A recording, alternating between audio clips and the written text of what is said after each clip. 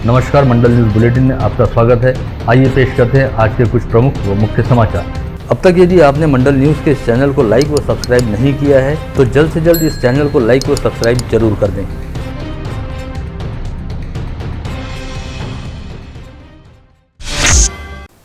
इस समय स्थानीय अमरावती जिला मध्यवर्ती सहकारी बैंक के नए संचालक मंडल का चयन करने हेतु सुप्रीम कोर्ट के निर्देशानुसार राज्य सहकारी निर्वाचन प्राधिकरण के मार्गदर्शन में तमाम तैयारियां शुरू कर दी गई हैं, जिसके तहत विगत 13 अगस्त को बैंक की अंतिम मतदाता सूची घोषित की गई थी और हाल ही में निर्वाचन निर्णय अधिकारी सहित 2 सहायक निर्वाचन निर्णय अधिकारियों की नियुक्ति भी की गई। ऐसे में पूरी उम्मीद थी कि अगले माह जिला मध्यवर्ती सहकारी बैंक के चुनाव कराए जा सकते हैं, लेकिन मुंबई उच्च न्यायालय की नागपुर खंडपीठ में दायर एक याचिका पर अदालत द्वारा स्थगनादेश दिए जाने के चलते अब यह चुनाव एक बार फिर अधर में लटकता दिखाई दे रहा है।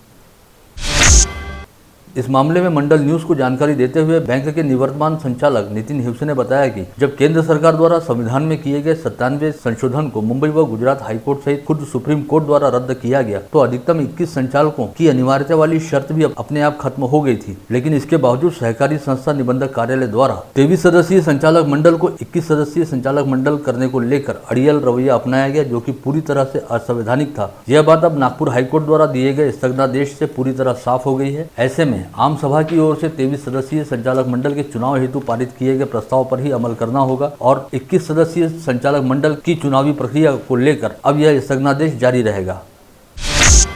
विगत लंबे समय से कांग्रेस की प्रदेश कार्यकारिणी के गठन तथा पदाधिकारियों के चयन की प्रतीक्षा की जा रही थी। वहीं अब अखिल भारतीय कांग्रेस कमेटी की अंतरिम अध्यक्षा सांसद सोनिया गांधी ने गुरुवार की देर रात प्रदेश कांग्रेस कमेटी की कार्यकारिणी के पदाधिकारियों व कुछ जिलाध्यक्षों के नामों की घोषणा की है। इस जम्बो प्रदेश कार्यकारिणी में 18 उपाध्यक्ष, 1 कोषाध्यक्ष, 65 महासचिव, 104 सचिव, 6 प्रवक्ता, 14 कार्यकारिणी सदस्य तथा 4 अनुशासन समिति सदस्यों का समावेश है, जिनमें अमरावती जिले के 5 कांग्रेसी नेताओं को भी शामिल किया गया है। पार्टी के राष्ट्रीय महासचिव केसी वेणुगोपाल द्वारा जारी की गई इस सूची के मुताबिक चांदू रेलवे निर्वाचन क्षेत्र के पूर्व विधायक वीरेंद्र जगताप तथा कांग्रेस दिव्यांग सेल के प्रदेशाध्यक्ष किशोर बोरकर को प्रदेश महासचिव चुना गया है। वहीं वरिष्ठ कांग्रेसी हरिभाऊ मोहोड़, दैनिक मतदार के संपादक दिलीप एड़तकर व पूर्व पार्षद आसिफ तवक्कल को प्रदेश सचिव का जिम्मा सौंपा गया है। करीब 250 से 250 पदाधिकारियों के समावेश वाली प्रदेश कार्यकारिणी में अमरावती जिले के 5 कांग्रेस नेताओं का चयन किया गया। सबसे खास बात यह है कि प्रदेश कार्यकारिणी में चुने गए ये 5 पदाधिकारी राज्य की महिला व बाल विकास मंत्री तथा जिला पालक मंत्री यशोमती ठाकुर गुट से वास्ता रखते हैं और 5 को पालक मंत्री यशोमती ठाकुर का कट्टर समर्थक भी माना जाता है। ऐसे में कहा जा सकता है कि पालक मंत्री यशोमती ठाकुर ने पार्टी आलाकमान के सामने अपने राजनीतिक वजन का इस्तेमाल करते हुए अमरावती जिले से अपने 5 कट्टर समर्थकों को पार्टी की प्रदेश कार्यकारिणी में सम्मानजनक पद दिलवाए। साथ ही उनके गुट के अलावा अमरावती जिले से अन्य किसी गुट को प्रदेश कार्यकारिणी में एक भी पद नहीं मिला। इससे पार्टी आलाकमान के सामने पालक मंत्री यशोमती ठाकुर के रसूख का अंदाजा लगाया जा सकता है। अकुशल व कुशल मनुष्यबल की आपूर्ति करने वाली इटकॉन्स ई सॉल्यूशन कंपनी की नियुक्ति के संदर्भ में मनपा प्रशासन द्वारा अब तक हाईकोर्ट में अपना जवाब दाखिल नहीं किया गया। ऐसे में मनपा को समयावधि देते हुए आगामी 2 सितंबर तक अपना स्टे दाखिल करने के निर्देश हाईकोर्ट की नागपुर खंडपीठ द्वारा दिया गया है। इस मामले की अगली सुनवाई आगामी 2 सितंबर को होगी अतः सभी लोगों की निगाहें इस मामले की ओर लगी हुई है। मनपा के आगामी चुनाव को ध्यान में रखते हुए प्रभाग रचना करने हेतु 8 सदस्यीय समिति का गठन किया गया है और मनपा आयुक्त की अध्यक्षता वाली यह समिति 87 प्रभागों का परिसीमन तय करेगी। 8 सदस्यीय समिति में उपायुक्त सुरेश पाटिल, नगर रचना सह संचालक आशीष उइके, आरेखक मनीष हिरोडे, निर्माण विभाग के शाखा अभियंता सुधीर गोटे व हेमंत महाजन, सिस्टम मैनेजर अमित डेंगरे व सहायक निर्वाचन अधिकारी अक्षय नीलंगे का समावेश है। महानगर पालिका व जिला परिषद के स्वास्थ्य महकमे द्वारा समय रहते एहतियाती कदम नहीं उठाए जाने और बार बार चेताए जाने के बावजूद संभावित खतरे की अनदेखी किए जाने के चलते आज समूचा अमरावती जिला डेंगू संक्रमण की चपेट में है और शहरी सहित ग्रामीण इलाकों में बड़े पैमाने पर डेंगू संक्रमित मरीज पाए जा रहे हैं, जिसकी वजह से तमाम निजी व सरकारी अस्पताल लगभग हाउसफुल हो गए हैं। इस समय समूचे जिले में डेंगू के 148 पॉजिटिव मरीज पाए जा चुके हैं। इससे 3 गुना अधिक संख्या डेंगू संदिग्धों की है। वहीं गत वर्ष के अगस्त माह की तुलना में यह संख्या लगभग 2 गुनी अधिक है। बीते वर्ष बारिश के पूरे मौसम के दौरान डेंगू के कुल 260 मरीज पाए गए थे। वहीं इस वर्ष महज 1 माह में यह आंकड़ा 150 से अधिक पर जा पहुंचा है। वहीं अमरावती महानगर पालिका में लगातार पांव पसार रही डेंगू की समस्या को देखते हुए जल्द से जल्द उपाय योजना करने हेतु मनपा के नेता प्रतिपक्ष बबलू शेखावत तथा पूर्व महापौर व पार्षद विलास इंगोले द्वारा निगमायुक्त प्रशांत रोडे को एक निवेदन सौंपकर मरीजों के इलाज हेतु तमाम आवश्यक उपाय शुरू करने एवं बीमारी का संक्रमण रोकने हेतु आवश्यक कदम उठाने को लेकर मांग की गई। विगत 20 अगस्त को चिखलदरा तहसील अंतर्गत चूरनी के ग्रामीण अस्पताल में जन्मे महज 3 दिन की आयु वाले एक बच्चे की मौत हो गई थी, जिसके लिए स्वास्थ्य महकमे द्वारा एक परिचारिका को जिम्मेदार बताते हुए उसे निलंबित कर दिया गया था। निलंबन की इस कार्रवाई का विरोध करते हुए चूरनी अस्पताल के 2 डॉक्टरों सहित 10 कर्मचारी सामूहिक अवकाश पर चले गए। ऐसे में अब यह सवाल पूछा जा रहा है कि आखिर स्वास्थ्य महकमे में चल क्या रहा है। वहीं इन तमाम हंगामे के बीच काटकुम स्वास्थ्य केंद्र से इलाज हेतु चूरनी के ग्रामीण अस्पताल में भेजी गई तथा बाद में अमरावती के जिला सामान्य अस्पताल में रेफर की गई महज 40 दिन की आयु वाली एक बच्ची की चूरनी से अमरावती के बीच परतवाड़ा के निकट रास्ते में ही मौत हो गई। कोयलारी गांव निवासी इस नवजात बच्ची को निमोनिया व दस्त की शिकायत के बाद काटकुम स्वास्थ्य केंद्र में स्वास्थ्य जांच हेतु लाया गया था, जहां से उसे इलाज हेतु चूरनी के ग्रामीण अस्पताल में भर्ती किया गया था। और चूंकि इस समय ग्रामीण अस्पताल में डॉक्टरों एवं स्वास्थ्य कर्मियों की भारी कमी है, अतः उसे अमरावती रेफर किया गया, लेकिन परतवाड़ा के निकट बहिरम के पास इस बच्ची ने रास्ते में ही दम तोड़ दिया। ऐसे में चूरनी ग्रामीण अस्पताल के कामकाज पर और भी बड़ा सवालिया निशान लग गया है। बडनेरा रेलवे स्टेशन स्थित रनिंग रूम के रसोई घर में सरकारी नियमानुसार कमर्शियल सिलेंडर का प्रयोग करने की बजाय घरेलू गैस सिलेंडर का प्रयोग किया जाता है। साथ ही यहां पर रेल कर्मचारियों को बेहद निकृष्ट स्तर का भोजन परोसा जाता है, अतः संबंधित ठेकेदार एवं रेल विभाग के जवाबदार अधिकारियों पर तत्काल कार्रवाई की जाए, इस आशय का निर्देश बडनेरा निर्वाचन क्षेत्र के विधायक रवि राणा द्वारा जिला आपूर्ति अधिकारी को दिए गए हैं। वहीं गत रोज विधायक रवि राणा ने मुंबई में केंद्रीय मंत्री नारायण राणे के जुहू स्थित निवास स्थान पर उनसे मुलाकात की। करीब 1 घंटे तक दोनों नेताओं के बीच मौजूदा राजनीतिक हालात को लेकर चर्चा भी हुई। अमरावती शहर में वितरण व्यवसाय से जुड़े सभी वितरक व्यवसायी कल शनिवार 28 अगस्त की सुबह 11:30 बजे अपने अपने स्टाफ के साथ राजकमल चौक पर होकर वितरण व्यवसाय की अनदेखी करने वाली कंपनियों के खिलाफ विरोध प्रदर्शन करेंगे। कंज्यूमर प्रोडक्ट डिस्ट्रीब्यूटर्स फेडरेशन तथा कंज्यूमर डिस्ट्रीब्यूटर्स एसोसिएशन द्वारा आहूत इस आंदोलन के संदर्भ में कहा गया है कि कई कंपनियों द्वारा वितरकों का व्यवसाय खत्म करने की साजिश की जा रही है। विगत मंगलवार 17 अगस्त को मनपा की आमसभा जारी रहने के दौरान सदन के भीतर घुसकर हंगामा मचाने और सरकारी कामकाज में बाधा पहुंचाने को लेकर नामजद किए गए युवा स्वाभिमान पार्टी के पदाधिकारी पराग चिमोटे, सचिन भेंडे व गणेश मरोड़कर को मुंबई उच्च न्यायालय की नागपुर खंडपीठ ने अग्रिम जमानत दे दी है। ऐसे में गिरफ्तारी से बचने हेतु विगत 17 अगस्त से लगातार फरार चल रहे इन तीनों को एक बड़ी राहत मिल गई है। हाथरू जिला परिषद सर्कल सहित आसपास के दुर्गम आदिवासी गांवों में जिला परिषद सदस्य पूजा येवले तथा युवा कांग्रेस के प्रदेश महासचिव राहुल येवले द्वारा सभी आदिवासियों को खावटी कर्ज योजना के लाभ हेतु जागरूक किया गया और इस योजना के 15,000 आवेदन वितरित किए गए। आज अमरावती जिले में 11 कोविड संक्रमित मरीज पाए गए, वहीं एक मरीज कोविड मुक्त होकर अस्पताल से अपने घर लौटा। जिले में अब कुल संक्रमितों की संख्या बढ़कर 96,666 पर पहुंच गई है, जिनमें से कुल 95,048 संक्रमित मरीज कोविड मुक्त हो चुके हैं। राहत व सौभाग्य वाली बात यह रही कि शुक्रवार को भी अमरावती जिले में एक बार फिर कोविड संक्रमण के चलते किसी की मौत नहीं हुई। इससे पहले 9 अगस्त को कोविड संक्रमण के चलते एक व्यक्ति की मौत हुई थी तथा 10 अगस्त से लेकर अब तक विगत 17 दिनों के दौरान किसी भी व्यक्ति की इस संक्रमण के चलते जान नहीं गई। वहीं 9 अगस्त से पहले भी लगातार 21 दिनों तक कोविड संक्रमण की वजह से किसी की मौत नहीं हुई थी। इस समय जिले में कुल एक्टिव पॉजिटिव मरीजों की संख्या 56 है, जिनमें अमरावती मनपा क्षेत्र के 21 तथा ग्रामीण क्षेत्र के 35 मरीजों का समावेश है, जिसमें से इस समय 6 मरीजों का विभिन्न कोविड अस्पतालों में इलाज चल रहा है। साथ ही मनपा क्षेत्र में 19 तथा ग्रामीण क्षेत्र में 31 मरीज होम आइसोलेशन में रखे गए हैं। बीते 24 घंटे के दौरान 1,778 नागरिकों की कोविड टेस्ट की गई, जिसमें से केवल 0.62% लोगों की टेस्ट रिपोर्ट पॉजिटिव आई है। वहीं इस समय कोविड संक्रमित मरीजों के कोविड मुक्त होने का प्रमाण 98.32% पर स्थिर है।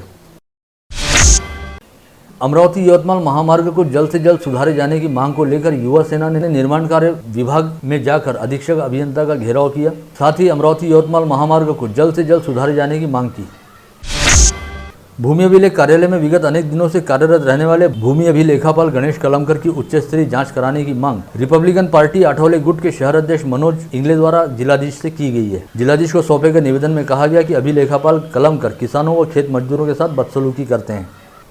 अनिल जी फुलझरे व त्यांचे लेखापाल गणेशजी कळमकर यांच्या घर वागणुकीनुसार सर्व कास्तकारांना व पीआर कार्डाच्या धारकांना यांच्याकडून खूप मानसिक त्रास व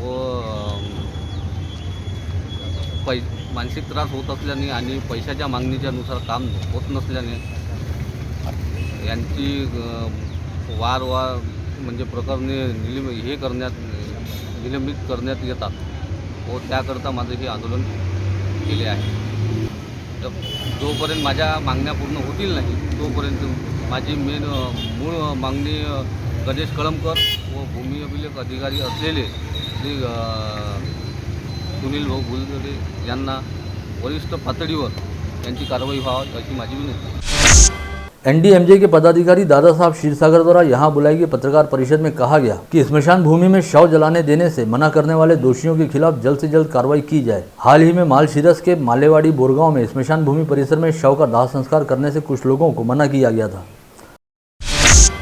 2 दिन पूर्व अपराध शाखा की टीम ने मोहम्मद एहसान नामक 32 वर्षीय व्यक्ति को एमडी ड्रग की खेप के साथ गिरफ्तार किया था, जिसे अदालत के निर्देश पर 29 अगस्त तक पुलिस कस्टडी रिमांड में रखा गया है। वहीं अब शहर पुलिस आयुक्त तो डॉक्टर आरती सिंह के निर्देश पर क्राइम ब्रांच की नई टीम को इस मामले की जांच का जिम्मा सौंपा गया है। ऐसे में अब मामले की जांच पीएसआई मुंडे की टीम द्वारा की जाएगी। वहीं दूसरी ओर पुलिस हिरासत में लिए गए मोहम्मद एहसान नामक व्यक्ति के पास से बरामद की गई कार की पूरी जानकारी प्राप्त करने हेतु क्राइम ब्रांच ने आरटीओ को पत्र लिखा है, ताकि गाड़ी मालिक के बारे में पूरी जानकारी प्राप्त हो सके। 2 दिन पूर्व नांदगांवपेट पुलिस थाना क्षेत्र अंतर्गत साखरकर नामक व्यक्ति के खेत में स्थित कुएं के पास राकेश पासवान नामक व्यक्ति का शव बरामद हुआ था। इस हत्याकांड की जांच करते हुए पुलिस ने गत रोज शुभम धुर्वे नामक आरोपी को गिरफ्तार किया था। वहीं आज इस मामले में मुख्य सूत्रधार रहने वाले गुलाब पिलाजी बेठे को छिंदवाड़ा जाकर नांदगांवपेट पुलिस एवं अपराध शाखा की टीम ने गिरफ्तार किया।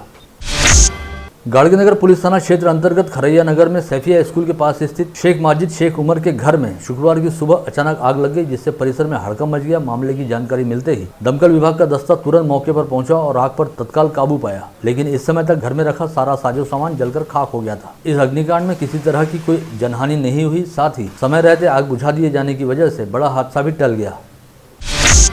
इतवारा बाजार स्थित अनाज गोदाम में विगत दिनों सेंधमारी करते हुए अज्ञात चोरों ने चावल के 102 कट्टे चुरा लिए थे, जिसकी शिकायत सुमित गणेश अग्रवाल द्वारा दर्ज कराई गई थी। पश्चात पुलिस ने मामले की जांच करते हुए आज 5 आरोपियों को गिरफ्तार करने के साथ ही उनके पास से चोरी का माल भी बरामद किया। हिरासत में लिए गए आरोपियों के नाम शेख शहजाद, शेख कलीम, मोहम्मद रशीद, मोहम्मद रफीक, अब्दुल जाकिर, अब्दुल शकील, कलीम खान, सलीम खान, इरशाद खान, शमशेर खान का समावेश है।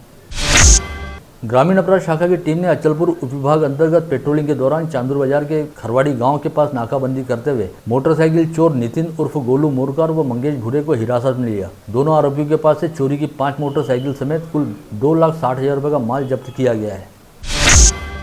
पुलिस की कैद से फरार होने वाले अमोल कुटेमाटे नामक आरोपी को ग्रामीण अपराध शाखा की टीम ने चंद घंटों के भीतर हिरासत में लेकर उसे जेल रवाना किया है। इस आरोपी को ग्रामीण पुलिस मुख्यालय द्वारा अमरावती के मध्यवर्ती कारागार से पेशी के लिए ले जाने हेतु तिरसा के प्रथम श्रेणी न्यायालय में ले जाया गया था, जहां पर पेशी के बाद आरोपी का वारंट मिलना बाकी रहने से पुलिस गार्ड आरोपी के साथ न्यायालय परिसर में बैठे हुए थे। तभी आरोपी पुलिस को चकमा देकर मौके से फरार हो गया था।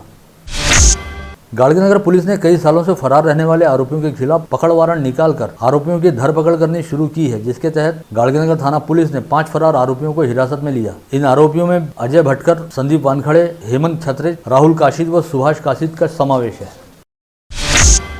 गुरुवार की रात 10:30 बजे के आसपास MIDC रोड स्थित गोपाल नगर परिसर में दुपहिया चोरों द्वारा दुपहिया चोरी की वारदात को अंजाम दिया गया। हालांकि दुपहिया चोरों की तस्वीरें क्षेत्र में लगाए गए CCTV कैमरे में कैद हो गई हैं, जिसके बाद अब राजापेट पुलिस ने फुटेज जब्त करने के साथ ही चोरों के स्केच तैयार करने की प्रक्रिया शुरू की है। राजापेट पुलिस थाना क्षेत्र के कुख्यात अपराधी तथा बेलपुरा निवासी कपिल भाटी के खिलाफ MPDA अधिनियम की धारा 3/2 के तहत कार्रवाई की गई है। पुलिस आयुक्त डॉक्टर आरती सिंह के आदेश पर आरोपी को मध्यवर्ती जेल में रवाना किया गया है। धारनी पुलिस ने धारनी परतवाड़ा मार्ग पर APMC चेकपोस्ट के निकट नाकाबंदी करते हुए 2 युवकों को गांजा लेकर जाते पकड़ लिया। दोनों के पास से 41 किलो गांजा बरामद किया गया है। हिरासत में लिए गए आरोपियों के नाम अर्पित मालवीय व सैयद अली, सैयद हासम बताए गए हैं। गत रोज पूर्व ऊर्जा मंत्री व भाजपा के प्रदेश महामंत्री तथा भारतीय जनता युवा मोर्चा के प्रदेशाध्यक्ष विक्रांत पाटिल अमरावती जिले के दौरे पर आए थे। इस समय राजापेट परिसर स्थित भाजपा कार्यालय के सामने जमकर भीड़भाड़ हुई थी। साथ ही भाजपाइयों द्वारा बिना किसी पूर्व सूचना के एक रैली भी निकाली गई। चूंकि इस समय महामारी प्रतिबंधात्मक अधिनियम लागू है, अतः राजापेट थाना पुलिस द्वारा भीड़भाड़ करने वाले पूर्व ऊर्जा मंत्री चंद्रशेखर बावनकुले सहित 60 भाजपा पदाधिकारियों के खिलाफ धारा 188 व 135 के तहत मामला दर्ज किया गया है। नागपुर गेट पुलिस थाना अंतर्गत पठान चौक परिसर स्थित दूधसागर डेयरी पर महावितरण के 70,000 रुपए का बिजली बिल बकाया है, जिसकी वसूली करने के साथ ही कार्रवाई करने हेतु एक महिला कार्यकारी अभियंता व उनकी टीम के कर्मचारी मौके पर पहुंचे, किंतु मोहम्मद हसन खान व उनके 2 साथियों ने महावितरण की टीम के साथ गाली गलौज करते हुए धक्का मुक्की की। मामले की शिकायत के बाद नागपुर गेट थाना पुलिस में विभिन्न धाराओं के तहत अपराध दर्ज किया गया है।